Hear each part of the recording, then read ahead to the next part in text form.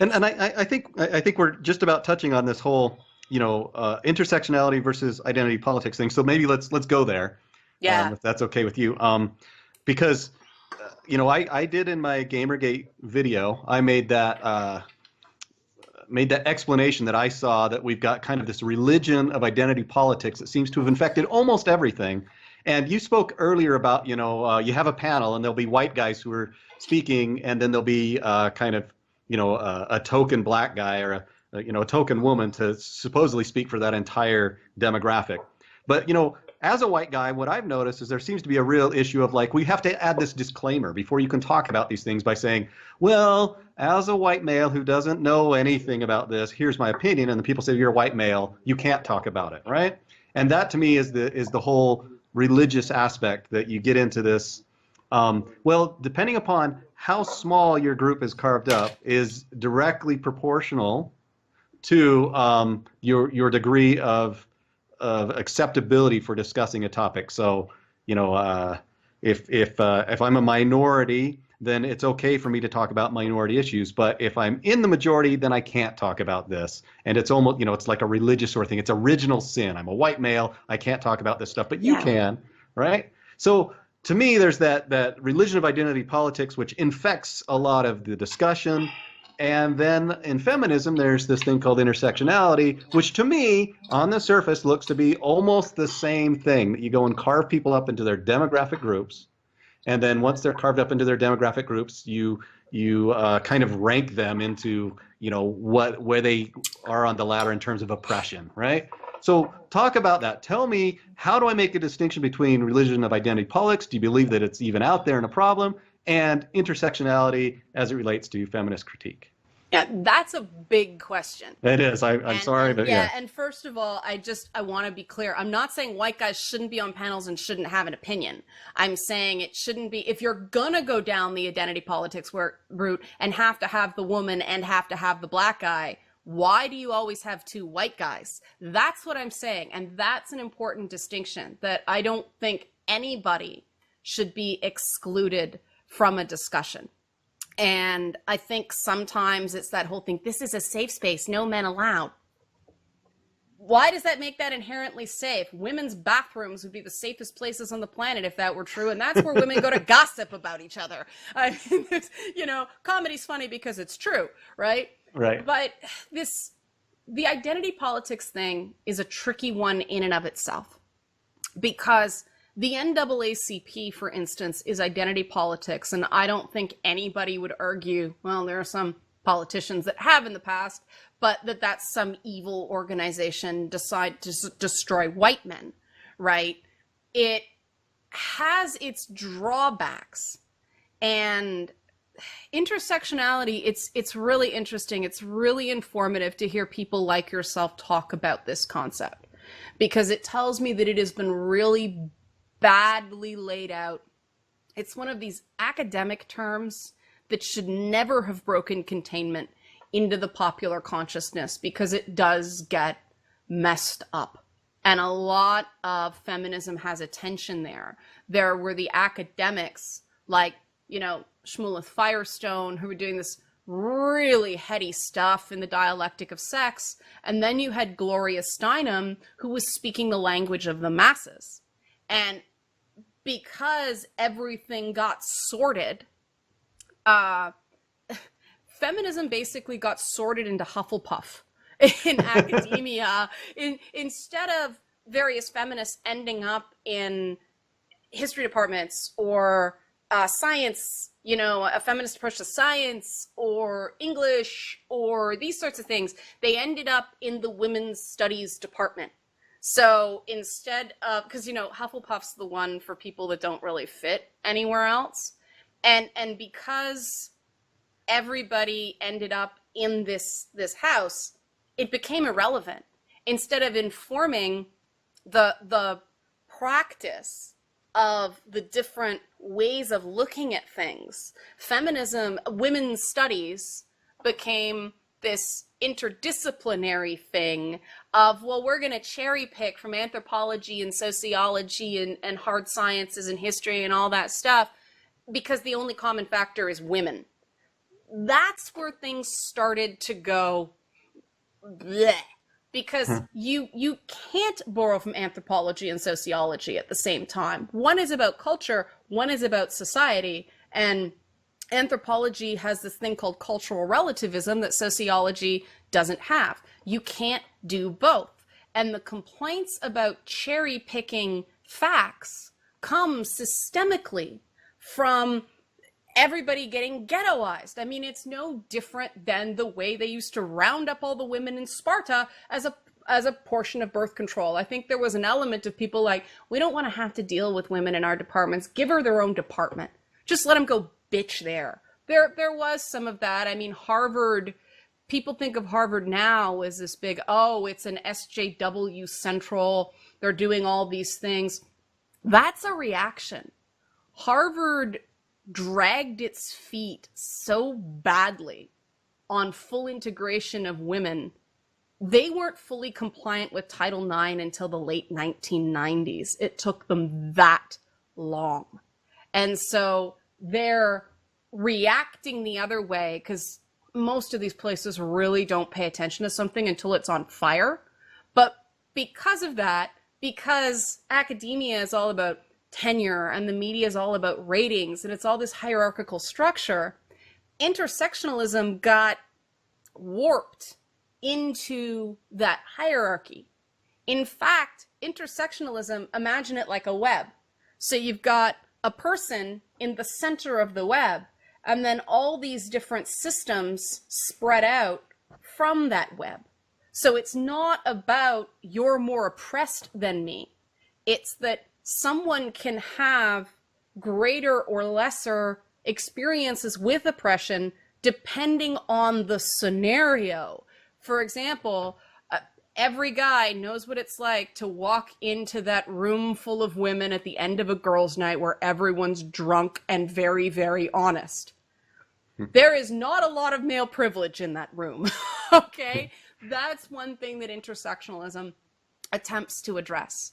The way it gets messy is that because of the Marxist influence in a lot of this stuff, people love saying blank is a class. So gender is a class, race is a class, sexual orientation is a class. Well, what gets left out from that?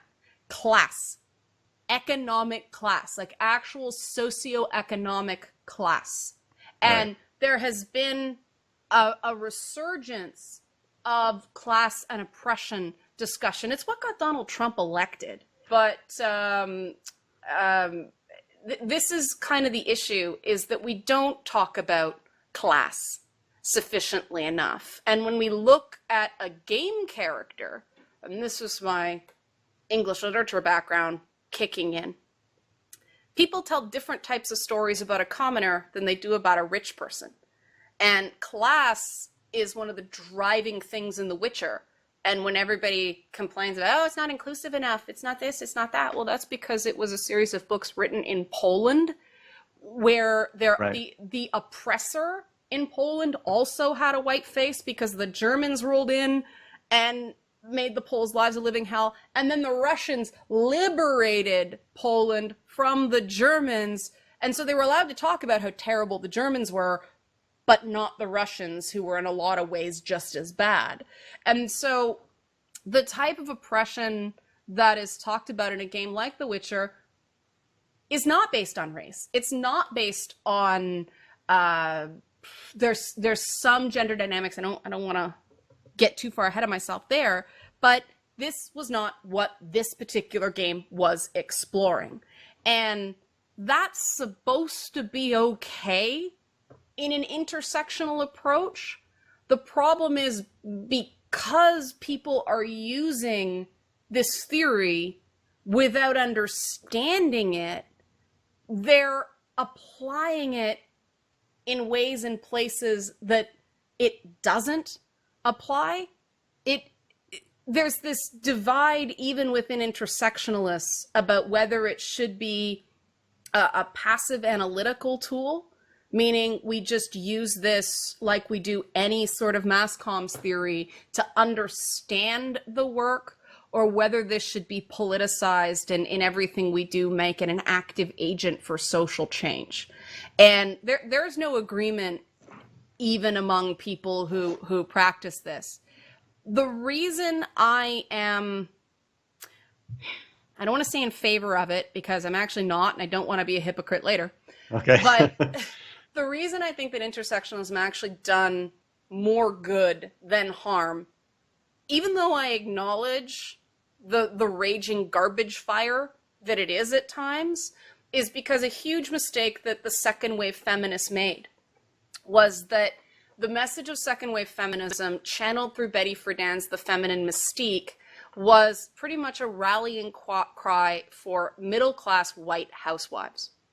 And there was a competing social justice movement at the time in the civil rights struggle.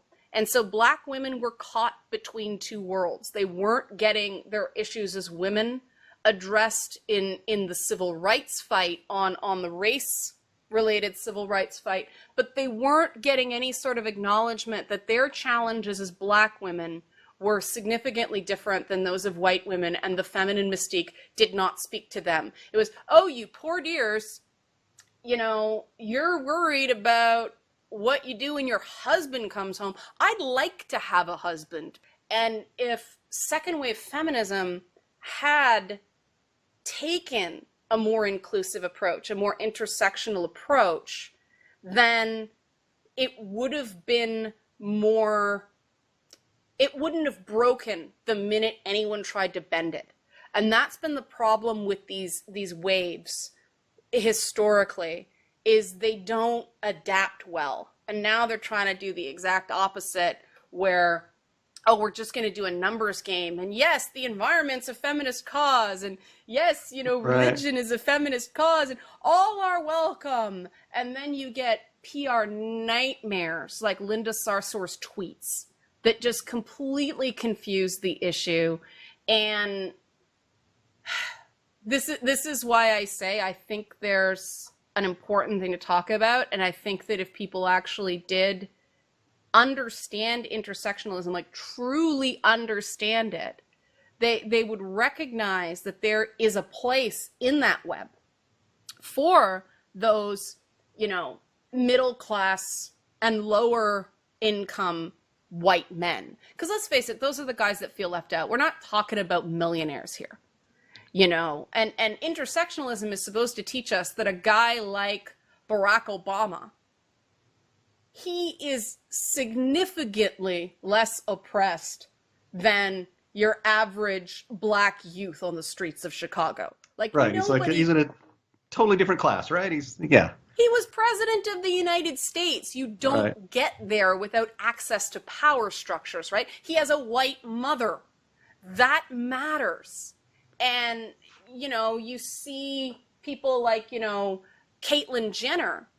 Caitlyn Jenner does not share the problems of the, you know, average rank and file trans woman. She is of greater privilege because she was an elite athlete, because she's rich, because she's connected to the media. So while she has done a lot to humanize trans women, she can't speak to the daily struggles the same way. And intersectionalism, and this is the part most people miss, intersectionalism is supposed to make you more aware of the places you have it good, as well as the places you have it not so good. And I mean, I grew up in this. I was a white kid in a predominantly Black neighborhood. So yes, I grew up poor. And I have those issues with poverty that I'm going to deal with my entire life. Poverty marks you in a way that needs to be discussed. But I did see significantly different treatment between me and my Black classmates and my Indian classmates, and, you know, the kids that were coming over from places like Pakistan and Afghanistan who didn't speak the language. So I had opportunities that these kids didn't because of the immediate sort of prejudgments that people make. Now, does that mean that, and I wasn't aware at the time how much poverty matters. I got smacked between the eyes with it when I tried to apply to university, because people who go to private schools and get a B average can go to any school they want. You went to my high school, you had to have astronomical grades to get into a decent school. And then, you know, I had a ridiculous average and like great GPA, like grade point average. We don't have that up here, but it's the same thing. I would have had the equivalent of a 4.0. I couldn't get into the top schools. I was waitlisted. And I remember getting this call from this fancy pants school saying, oh, you've been accepted in like July, and school started in September. And it's like, well, that's great. What financial incentives are you offering me? Because I've got other offers. Oh, well, none. Right, yeah. Well, how do you expect me to come up with funding in 2 months? Because there's access to credit as well, right? I mean, people who have parents who don't own homes, who don't have access to financial tools. It's not the same experience as somebody whose parents own their home and have, you know, access to these financial services. It's a huge deal. Now, am I going to go around pissing and moaning about how hard my lot in life is? Absolutely not. We used to call it appreciating our blessings. Now we talk about it as privilege. And this is the point where I think secularism has probably done more harm than good in this regard, because people kind of understand blessings. Atheists may roll their eyes at, oh, you're bringing God into this. But no, we know what it means. You know, it could be worse. But the religious framework frames it in positive things. Oh, I'm fortunate. Isn't it great I have food? Isn't it great I have a roof over my head? Isn't it great? It makes you focus on these things on a positive paradigm. Privilege makes people feel like they need to feel guilty for what they have. And feeling fortunate and feeling guilty is not the same thing, and it motivates people in very different ways. If someone feels fortunate, they're going to share. Oh, I have plenty here, right? Come share with me. Let me give you some of what I have fortunate to have. If you feel guilty, people go into a defensive crouch. What do you mean? What do you mean I have all these opportunities? I don't have all these opportunities. Like, screw you. And this is the problem with the privilege argument. This is the problem with intersectionality, identity politics, all that stuff. I so much agree with that. And that is a really good way to look at it, because I have experienced that privilege argument myself, where people have come at you said, well, the reason that you've had success is because you're a white male. And this kills me, because I'm like, well, there was a time when I was sleeping on the floor, I couldn't afford furniture, I didn't have enough money to pay the heating bill, all classist sort of things, right? I didn't have anything as a white male to go and say, well, I get a white male scholarship, right? Those sorts of things did not apply to me. And it feels like you're saying you don't deserve your success. The hard work that you put in, that has nothing to do with it. That's always bothered me. And I actually think that speaks to a lot of the backlash that we see both in games and other places, that people come around and say, you can't talk about these things because you have privilege, because you're in a position that's higher. I wanted to throw this in because I recognize that a lot of my viewpoints have been significantly influenced by Christina Hoff Sommers, right? And I've read a couple of her books, and I really like the book Who Stole Feminism? I don't know if you've read this, but and that's where I got this impression of intersectionality as being a predominantly negative thing, where she talked about conferences she would go to with all women talking about feminism, and they would go in and break themselves into ranks about who is the most oppressed and therefore has the most right to speak on issues of oppression. And she said it just devolves into the oppression Olympics. And right? And you're like... And in practice, she's absolutely right. That is what happens, because nobody's actually holding people to be honest and accountable to their own stuff. Like, it's the way these conferences are organized. So I don't want to seem like Professor Sommers and I are not in agreement on this point. There is things we do disagree on, but on this point, her speaking about her experiences is absolutely true. It did happen. she is 100% correct in those criticisms of structural academic feminism. It's true. I was talking more about intersectionalism as a theory, as opposed to application. We all know that things can look amazing on paper and then be executed badly. Well, So that's a good distinction to make, right? Yeah, So yeah. we've got it in the books, the academic, and then we've got how people are using it. We haven't mentioned Miss Sarkeesian yet, but I think I see that a lot. That she's using what seems to me to be kind of this gender studies motivated pop version of feminism that seems very uninformed to me. I even feel like I'm a better informed feminist on a lot of issues than she is, even though I don't like to call myself a feminist because of the connotations with it. But then why does that get so much play? Why do the people, when they hear feminism, think that's what it is? Sarkeesian is the face of feminism. Why is that? Is it? Oh man, this is where intersectionalism comes in. Yeah. Okay. Imagine Anita Sarkeesian at the middle of a web. I'm gonna really piss off her supporters and use Ivy Valentine to represent Anita Sarkeesian. There she is. She's at the center of the web.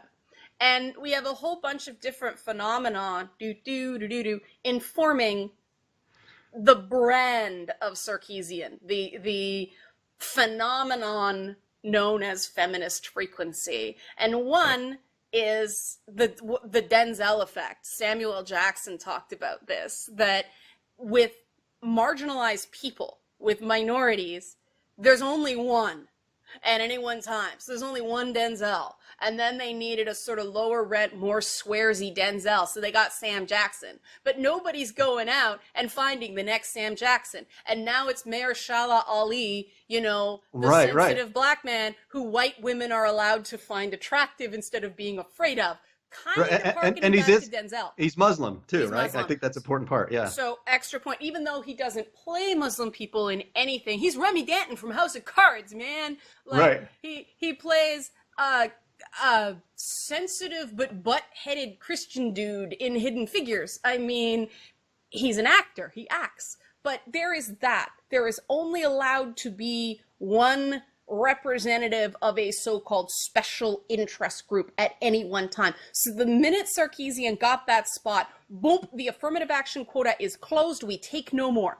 It isn't the beginning of a conversation. She is the avatar. She is the Lara Croft of this feminist argument. And then everything she says becomes what you said, the religion of identity politics, because the other thing is, because of our benevolently sexist attitudes in media, women aren't allowed to disagree with each other. It's dismissed as a cat fight. So people at large become very uncomfortable when two women are disagreeing. It has to do with a lot of family dynamics and men being pressured to be helpers and fixers in their early life. And so when mom and sis were fighting, you were expected to jump in and kind of solve it, that whole white knight thing. But we are still uncomfortable with women disagreeing with each other. So, oh God, don't fight. It's a cat fight. Oh my God, people are just put right off. But then you have this other thing where the games press is made up of people, and I don't know how much they realize it, but they have it pretty good. These are people I think so. The right people who could give them a job based on networking at a time where there really was no skill set. It was who you knew and who had a website and which website became popular. Most of those were white guys of a certain income bracket because they were the ones with the ability to fart around for 5 years until the site started paying.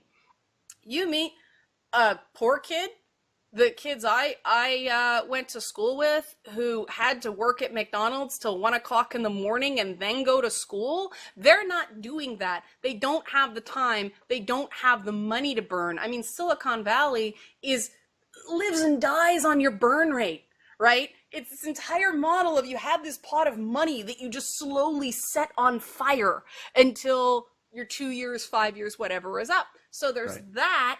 And they have this sort of background guilt of, yeah, everything she's saying, at least in what I've seen, could be true. I don't know. I'm this evil person. It's called imposter syndrome. People don't think they really deserve what they got because it was easy. They didn't have to apply. They didn't have to compete. They knew somebody who knew somebody who knew somebody. And that's the way you get jobs more often than not. But then you've got this other thing. And so you're agreeing with my analogy that the press is kind of the cool kids.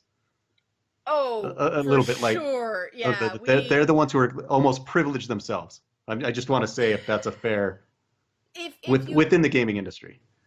Oh, I consider myself privileged. I think it's so cool whenever I get a review copy a week before it's released to the general public. That is a privilege. Right, and I realize that if I break an embargo or if I screw around or if I'm too unfairly mean to a game, they can take away that privilege. I will completely, it's amazing. I feel blessed every time it happens to me. But that's not the narrative that all these other factors want to see from their perfect feminist heroine. And that's why it's so ironic that it's Ivy Valentine, because Ivy Valentine, I think she's a wonderful feminist heroine, but these people don't. Yeah. There is this narrative of victimhood. Anita Sarkeesian is Anita Sarkeesian not because of her achievements, but because of what was done to her. She is a passive heroine in the tradition, the chivalric tradition, for one, of the queen bestowing her banner upon a knight so they can go off. So it's feeding into chivalric male fantasy that way, the very thing they claim to be opposed, but they really like it, which is why it has resonance. You know, her message has resonance. Because, yeah, they want to be the guy fighting for the maiden's honor. And instead of recognizing there's nothing wrong with that, dude, I want to do that too. I grew up being Mario and Wonder Boy as well. I want to be that hero. You know, we've demonized the heroic instinct, and that's why the victim narrative was so powerful. The fact that that Kickstarter became such a target was why the money started pouring in. And you see the articles about her, and it's all about, oh, poor Anita. She's practically a Game of Thrones character. How many times is somebody going to threaten to rape this woman? You know, like... and it seemed to me she celebrated that. I mean, I'm not saying that, you know, it was good, but there was every time she got up on stage, that was the first thing she mentioned. Because it's so accepted. Yeah. I mean, it is easy. You get rewarded for doing that. I think there's a lot of reactiveness, and Tropes versus Women is a very reactive series. It's speaking the language of, because I mean, what is it? How would you like to punch me in the face today? Here's the game dev. Hello, welcome to my game. Punch me in the face. Boom. You know, thank you very much. We deserve the criticism. Punch me in the face again. Like, this is what I see. Instead of critics attempting to understand what you guys do and saying, I get that this is what you were trying to do. You could have done that better, and here's how. I completely agree. Well, and I think it's funny, the redemption of Tracer, right? That, oh, she's four gays. Oh, what are you doing to my daughter? Oh, my God, you can see her bum crack. Let me break it to you, ladies. That pair of Lululemons that you paid $120 for sweatpants, that's showing your butt crack the same way. But then, boom, she's a lesbian, and all of a sudden, this very same people who are criticizing her over a pose, which was actually quite a masculine pose. I broke it down at that point, but all of a sudden, the same people adore her. But nothing changed. We added a detail, but her costume's the same. Why is it suddenly okay? And now we get into the argument of, oh, but she's a pretty lesbian. She's a cartoon. Right. There's an element of romance and glamour to all game design. These people are champions. It's narrative tradition, right? So there are very few champions in myth who were ugly. They all play it up, stood 7 feet tall and could snap a tree with his bare hands. And this is a storytelling tradition we're dealing with. We're dealing with superheroes here. And right. There's a point where you suspend disbelief, but I think we need to have these conversations. The problem is getting back to the phenomenon of feminist frequency. She fit the zeitgeist of gaming at the time. There's a real negativity in the games industry. I want gaming to start flying its flag collectively much more than it is. I don't like this "tell us what we did wrong today." I think that that takes us down the wrong paths. I think that the successful game design studios are not perfect, but a company like Rockstar, a company like CD Projekt Red, isn't constantly going, "tell us what we did wrong." They have a few things they know they're really awesome at. So they know what they do well, they know what they're the best in the business at, and sure, they'll shape things around the edges. I've seen a real evolution, especially in CDPR. But they don't, they keep their flag defended, to use a game theory thing. They don't just roam off trying to collect other people and leave their base with nobody to defend it. They know what they're good at, right? Yeah. Yeah. They don't start mucking with the formula. Now, I think if you want to muck with the formula for artistic reasons, go for it. I think some of the creative risks that Ubisoft has taken should be rewarded more than it is. The fact that they would experiment with unity of game design and call their game Unity shouldn't be responded with, "well, I can't play as a woman."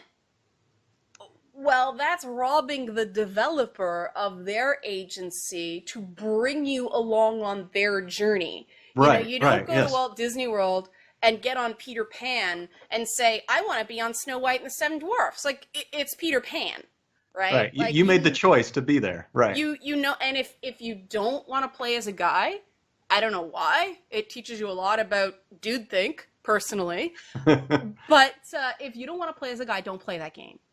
And I think that instead of complaining about these things and using this idea of a trope, it's easy to understand, right? She hit a soft point in the armor of games, which is game designers knew they were cheating on narrative. They were telling the same basic story over and over and over again. Greyhound chases the rabbit, only it's a princess and a hero.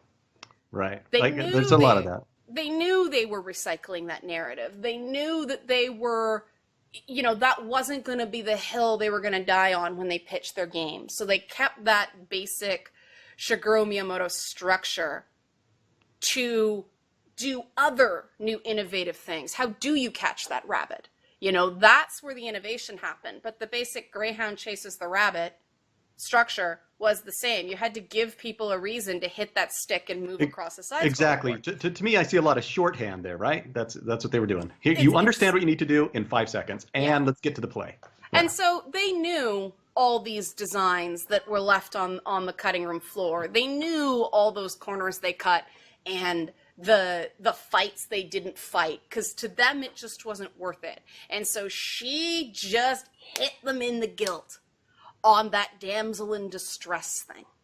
Right. And nothing, I don't think anything she has done since has it landed with that nuclear blast as going after Princess Peach, because there's so much nostalgia in the Mario brand that it was a very vulnerable place for a lot of gamers. And if you want to get attention nowadays, shock. We've seen it. It's the people with the most outrageous ideas, the people who can cut through the noise and get quoted and have people go, "she's right, on one side," and have the other side go, "well, I'm going to be a big free speech advocate and say I disagree with what she says, but I'm going to virtue signal and say she has the absolute right to say it. Now shut up, all of you." Yeah, It's been something to watch, but I mean, that is intersectionality in action. The way she looks matters a great deal. If she looked like me, I don't think she'd catch the same way. She is. That's interesting that you see that. She is feminist from central casting. Do you notice how much Ryder from Mass Effect looks like Anita Sarkeesian? She's that girl that's pretty enough to give some guys a sort of guilt boner. I don't want to think she's hot, but she's not. She doesn't stand in The Power of Beauty, the plaid and the hoop earrings were so calculated. When she speaks, she doesn't wear those plaid shirts. That is a costume. For all her railing against gender signifiers, that's pink plaid. She's playing them up, yeah. She's using them. You know, she's using those memes. She's using semiotics quite masterfully. I don't know if it's instinct. I mean, she did her master's thesis on Joss Whedon, and God, you know, he's one of the people that confuse me the most. Why his work has been embraced by feminism when other much more significantly positive sci-fi has kind of either been ignored or unduly criticized. I don't know. I think there's a bit of a Hollywood game there. But yeah, people like Anita Sarkeesian, even people like myself, we are much more beneficiaries of being in the right place at the right time. That, you know, reaction I had, and I did almost quit gaming because of her flunkies, because of the hordes that she knowingly or not unleashed on people who had a different opinion. I really felt like this community was not interested in what I wanted to say anymore, in what my opinions were. I felt like there was a new regime in town. You know, there once was there came a pharaoh that knew not Joseph, and that my opinions as an OG, you know, right, the original gamer, were no longer welcome. That there was this new boatload of people coming in who were going to civilize the savages, and I was supposed to just sit down, shut up, put in a corset, and wait for some guy from that wing of gaming to marry me and decide I was okay. I mean, right, it really did feel like the Romans rolling in and telling the Celts, okay, we're gonna tell you how to run your culture now. Those women on chariots, that gotta stop.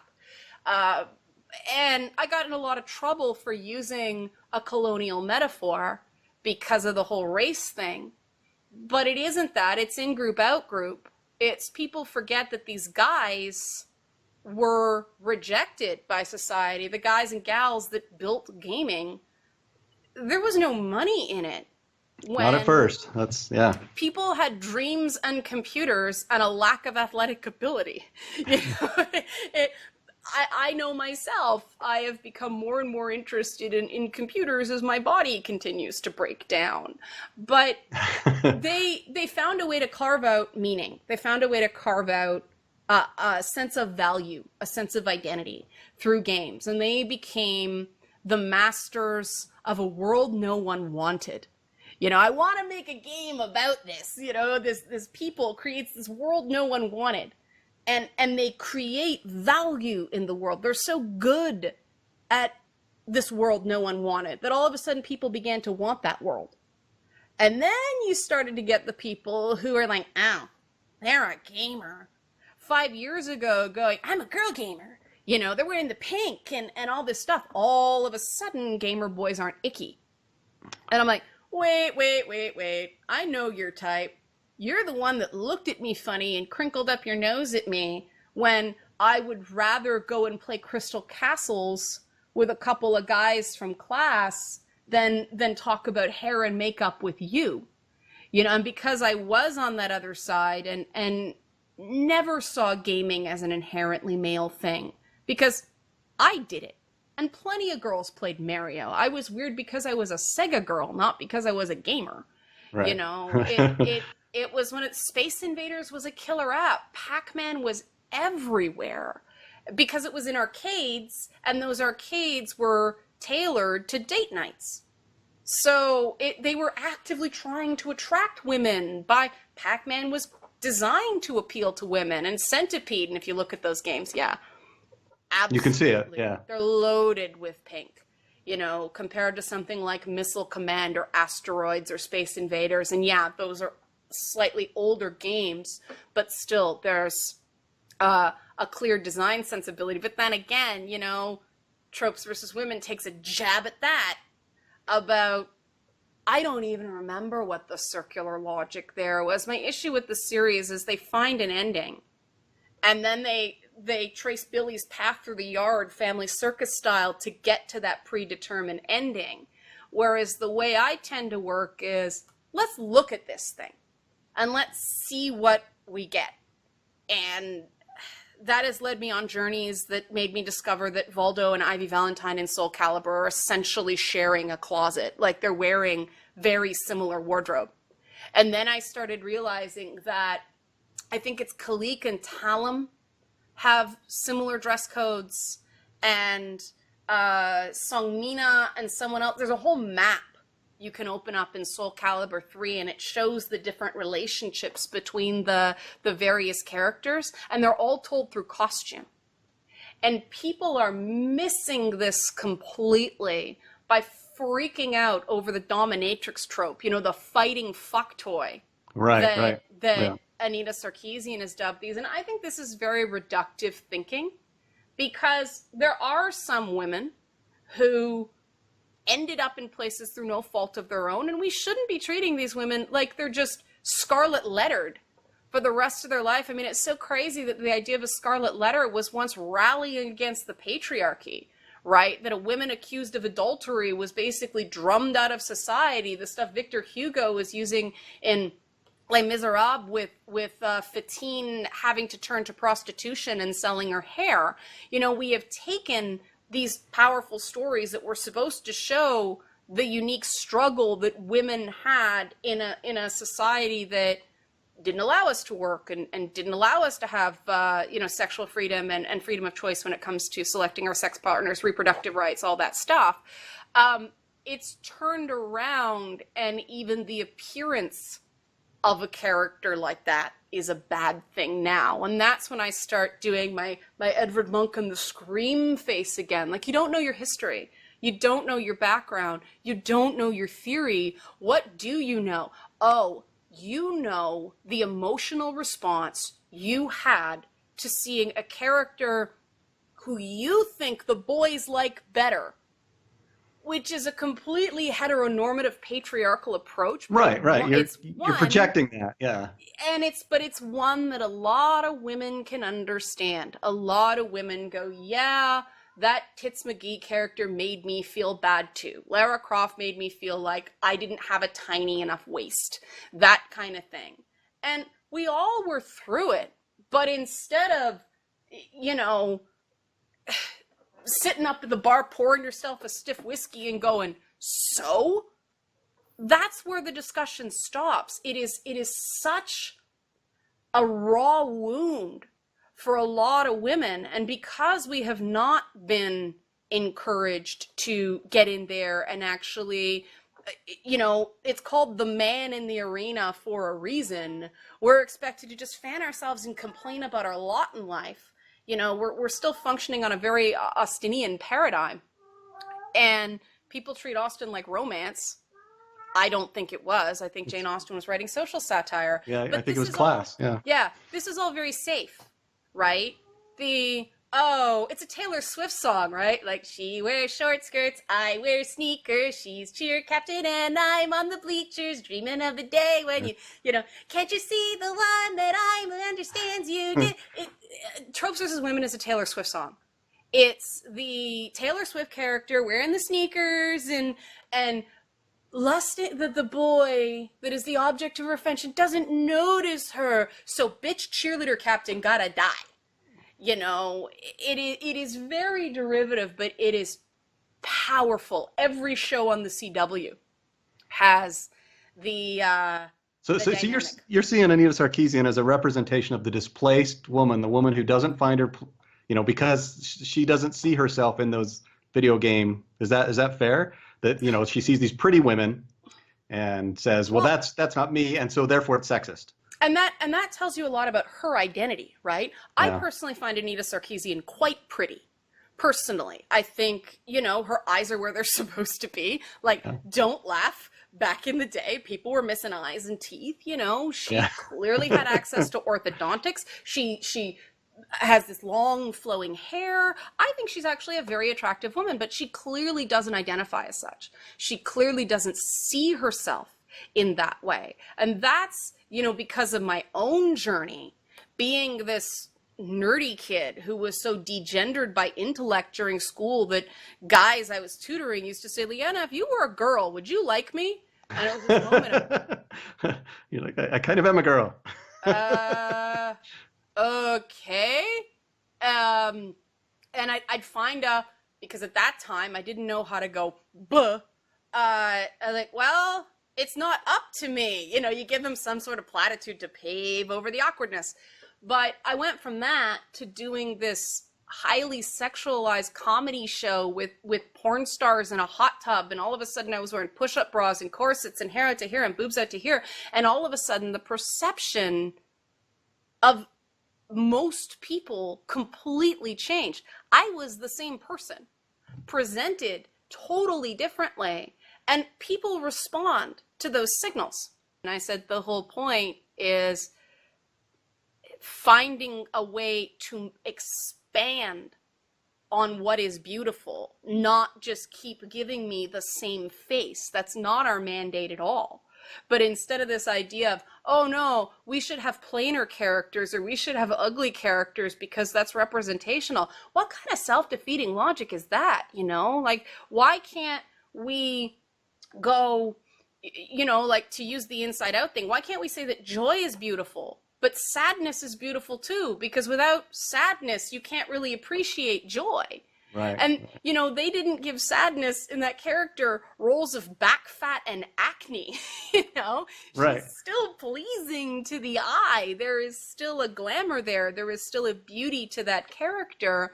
They just found the beauty in sadness, in her. right? Yeah. Right. In the melancholy. They found the beauty. And this is the purpose of art. And if we just give up as women in gaming, if we don't see ourselves as beautiful, and that doesn't mean we have to be unaware of what we look like. I mean, you know, I sure ain't Talum from Soul Calibur, and I wouldn't, and she was my main for a long time, but she doesn't look anything like me. But, you know, I don't kid myself, but I can have and thinking instead of or thinking, and this is, you know, programming coming in again. It's Talum is beautiful, and Ivy is beautiful, and Sungmina and Zhengzhuao and Taki and all that stuff. Although I want Taki to wear a bra, it causes me pain that a woman with boobs that big is flapping in the breeze like a dead squid. But but that's got nothing to do with the size of her boobs. That's no contain the beauty, guys, just because it hurts. Yeah. But instead of going and, the current analysis is or. So if here's this whatever, if here's this busty brunette depicted as beautiful, it is up to you to process that as this is saying I'm not. Right, now, right. You know, that's in isolation. When every character in gaming was either a copy of Princess Peach or Lara Croft, yes, certainly, that sent a real message. And I'd like game designers to be more creative in that regard. But again, I'm very aware of the pressure that, you know, to quote Walt Disney, the bean counters put on people to not challenge the audience too much. They don't want to have to sell an aesthetic at the same time that they sell a product. So you have to pick one. Oh, we're going to tell people that this is a world of beautiful women and dangerous men. Well, we don't have time to redefine beautiful, you know? Right. The beautiful thing is in games, you don't have to.